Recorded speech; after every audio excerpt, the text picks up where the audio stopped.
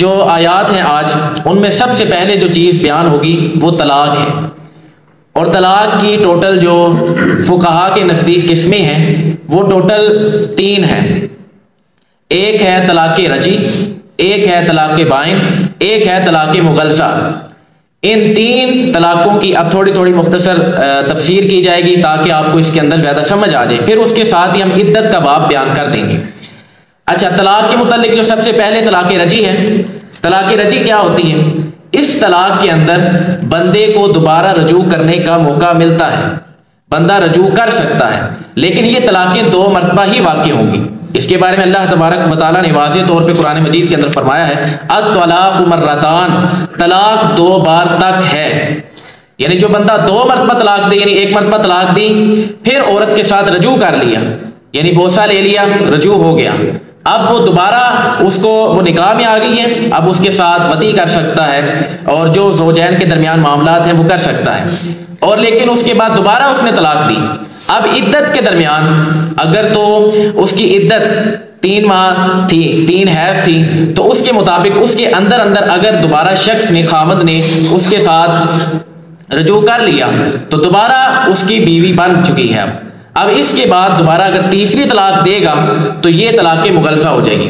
अच्छा, तलाक़ रजी 2 मरतबा मिलेगा उसको हक इसके अंदर रजू का, और इसका बेहतरीन तरीका भी है जब बंदा तलाक दे तो 1 तलाक दे के उसके बाद छोड़ दे, जब इद्दत गुजर जाए वो ऑटोमेटिक निकाह से बाहर हो जाएगी। ये सबसे पहला मसला। अच्छा, इसी के अंदर तलाक़ बाइन आ जाएगी। अब तलाक़ बाइन किस तरह वाक़ई होती है? तलाक़ रजी तो वाज़ेह अल्फाज के साथ वाक़ई हो गई, लेकिन तलाक़ बाइन वो इस तरह वाक़ई होती है कि या तो तलाक का मुज़ाकरा चल रहा था, या उसने किनायतन अल्फाज के अंदर उसको तलाक दे दी, उसकी नीयत पूछी जाएगी। अगर उसकी नीयत तलाक की थी तो तलाक हो जाएगी, अगर नहीं थी तो फिर तलाक वाक़ई नहीं होगी। वो किस तरह? नंबर 1, अगर कोई शख्स बंदा ये कह देता है कि जा, मैंने तुझे नहीं रखना, दफा हो जा, अपना बोरी बिस्तरा बांध, चले जा, अपने पेके चले जा। अच्छा, ये अब जो बंदे ने मामलात किए, इन मिसालों को अगर लें तो अगर तो उसकी नीयत तलाक की थी तो तलाक़ बाइन वाक़ई होगी।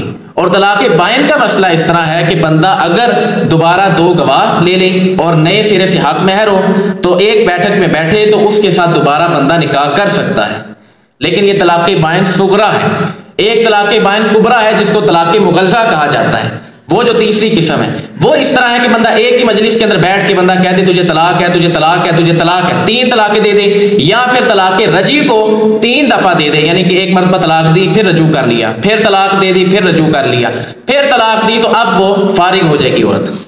और ये सारे के सारे मसाइल कुरान और अहादीस की रोशनी के अंदर है कि 3 तलाक़ें जब वाक़ई हो गई तो उसके बाद औरत फारिग हो जाएगी। क्यों? अहादीस से भी बढ़ के जो हमारे लिए तरजीह है वो कुरान है, और कुरान के अंदर आया अत-तलाक़ु मर्रतान, फरमाया तलाक 2 बार तक है, तीसरी मरतबा जब तलाक होगी तो वो फारिग हो जाएगी। उसके बारे में आगे ही आयात आएंगी। अच्छा, अब जब तलाक देनी है, 3 जो तलाकों की किस्में हैं जब वो मुकम्मल हो चुकी, तलाक़ रजी का हमें पता चल गया, तलाक़ बाइन का पता चल गया, तलाक़ मुग़ल्ज़ा का पता चल गया।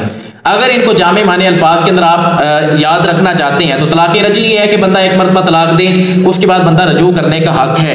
तलाक़ बाइन ये है कि किनायतन अल्फाज के अंदर तलाक होगी, उसके बाद बंदा, वो औरत निकाह से तो निकल गई है लेकिन दोबारा निकाह हो सकता है, हलाले की इसमें ज़रूरत नहीं पड़ती। और जो तीसरी सूरत है तलाक़ मुग़ल्ज़ा, वो उसके साथ औरत फारिग हो जाएगी, निकाह से खारिज हो जाएगी, उसके बाद हलाले की ज़रूरत पड़ेगी अगर दोबारा औरत निकाह के अंदर दाखिल होना चाहती है। ये 3 तलाक़ें थी।